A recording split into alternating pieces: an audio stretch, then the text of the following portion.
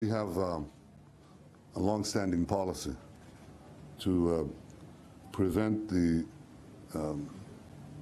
transfer of game-changing weapons to Hezbollah from Syrian territory. This policy has not changed. We back it up as necessary with action.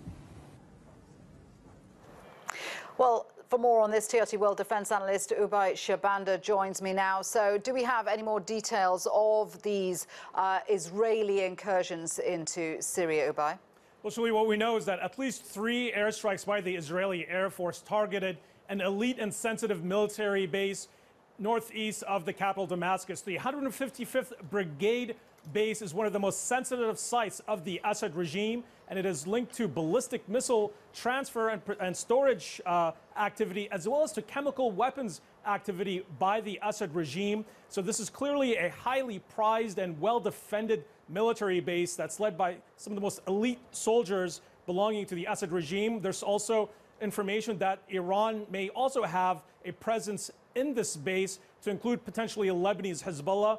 And this isn't the first time that this area has been struck by the Israeli Air Force, which claims that the Assad regime, working in concert with the Iranian regime and Lebanese Hezbollah, are attempting to transfer solid fuel advanced ballistic missiles from Iran through the Assad regime to Lebanese Hezbollah. So clearly here, the Israeli Air Force struck yet again a very sensitive site close to the capital. The Assad regime claims that it was able to intercept some of these missiles and airstrikes, but it seems that the Israeli Air Force hit their target.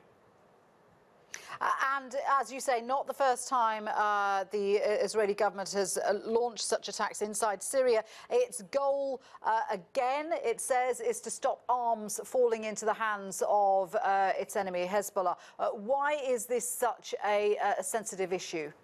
Well, it's such a sensitive issue because Lebanese Hezbollah and the Iranian Revolutionary Guard are working in tandem with the Assad regime on the ground in Syria to help Assad Bashar in his war against rebel forces. And that also Lebanese Hezbollah and the Iranian Revolutionary Guard have a history of transferring advanced weapons, to include ballistic missiles, from Damascus to Lebanese Hezbollah, which Israel considers a red line. These ballistic missiles can hit vast parts of Israel, to include the capital, Tel Aviv. So it's clearly a major danger here that's viewed by Israel if Lebanese Hezbollah is able to get its hands on these advanced ballistic missiles. We also do know that the Assad regime's Syrian Scientific Research Center is also involved with both the ballistic missile storage and production activity, as well as chemical weapons. So there's that chemical weapon factor here that could also lead to fears that the Assad regime could be transferring some of these sensitive weapons to Lebanese Hezbollah. But it's clear that the Israeli Air Force will continue to launch these attacks in and around the capital. And just briefly, are we likely to see more of these incursions by Israel? And is there any likelihood that Hezbollah could respond in any way? Well, so far, there has been really no response by the Assad regime and Lebanese Hezbollah to dozens of Israeli Air Force attacks on these sensitive military sites in Syria over the years.